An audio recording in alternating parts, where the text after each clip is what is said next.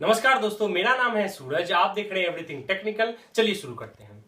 दोस्तों, आज इस वीडियो में मैं आपसे बात करने वाला हूं ब्रॉडबैंड लाइंस और मोबाइल डेटा के बारे में।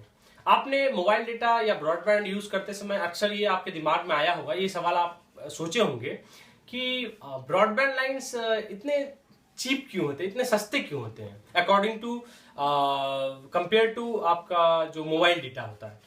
तो आपने अक्सर सुना होगा और कि मोबाइल डेटा बहुत महंगा है, ब्रॉडबैंड बहुत सस्ता है।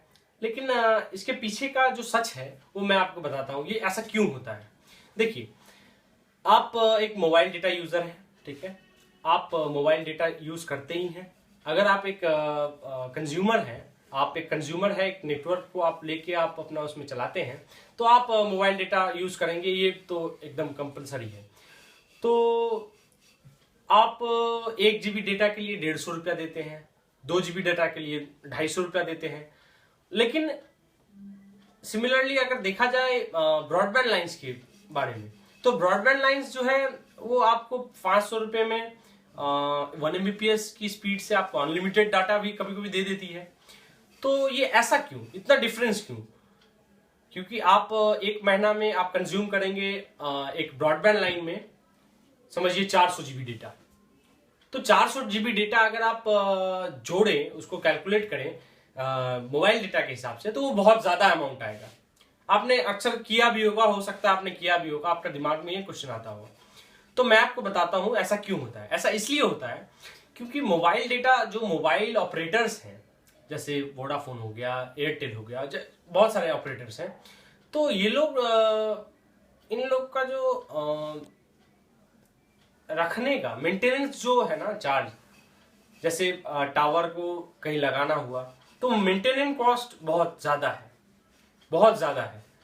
उसके बाद से आप जानते होंगे या नहीं जानते तो मैं बता देता हूं, स्पेक्ट्रम की नीलामी होती है, सरकार स्पेक्ट्रम की नीलामी करती है और उस ऑक्शन में बहुत अक्सर सभी जितने ऑपरेटर्स हैं सब उसमें भाग लेते हैं। तो वो स्पेक्ट्रम आप विश्वास कीजिए 1000 करोड़ से ऊपर के होते हैं।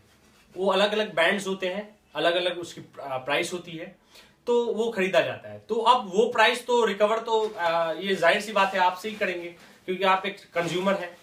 तो और ब्रॉडबैंड लाइंस का जहां तक बात है, तो ब्रॉडबैंड कंपनीज जो हैं, ये इन लोग का वन टाइम एक्सपेंस है, वन टाइम इन्वेस्टमेंट है कि वो एक बार आपके एरिया में केबल बिछा दिए, बस उनका काम हो गया।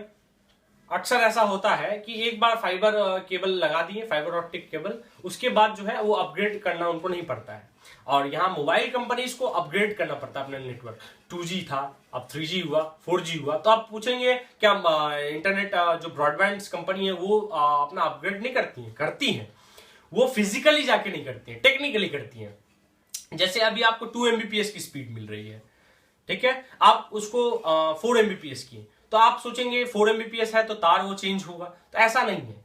वो तार का एक अपना जो वायर है, उसका अपना एक कैपेसिटी होता है कि वो 150 Mbps, 200 Mbps, 500 Mbps, 1 Gbps तक की स्पीड को वो आप तक पहुंचा सकता है।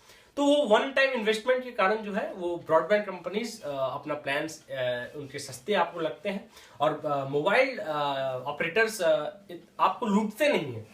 हाँ, प्रॉफिट तो जरूर कमाते हैं बहुत ज्यादा, लेकिन आप अगर खर्चे को देखें तो बहुत खर्चा भी है। मोबाइल फोन ऑपरेटर जब अपना किसी भी सर्कल में 19 सर्कल है, 19 सर्कल में, इंडिया में 19 सर्कल है, तो 19 सर्कल में आप सोच सकते हैं कितना ज्यादा जो है खर्चा पड़ता होगा मेंटेनेंस का, अपग्रेडेशन का। अभी जैसे 4G आया तो जियो ने 4G निकाला, अब एयरटेल निकाले, वोडाफोन ने निकाला, अब बहुत सारे कंपनी आ रहे हैं, आइडिया ने निकाल दिया है। तो अब नेटवर्क जो 3G से 4G हुआ, अपग्रेड हुआ, तो वो नेटवर्क अपग्रेडेशन का बहुत ही ज्यादा कॉस्ट पड़ता है। वो नए नए बैंड लगाने पड़ते हैं, मेंटेनेंस कॉस्ट बहुत ज्यादा पड़ जाता है। तो इसके लिए मोबाइल डेटा आपको महंगा पड़ता है और एक ब्रॉडबैंड लाइन आपको सस्ता पड़ता है। तो मुझे उम्मीद है दोस्तों कि आपको पीछे का कंसेप्ट समझ में आ गया होगा।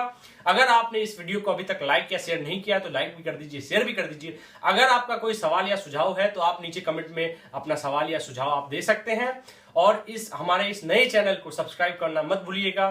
तब तक के लिए इजाजत दीजिए। जय हिंद, वंदे मातरम।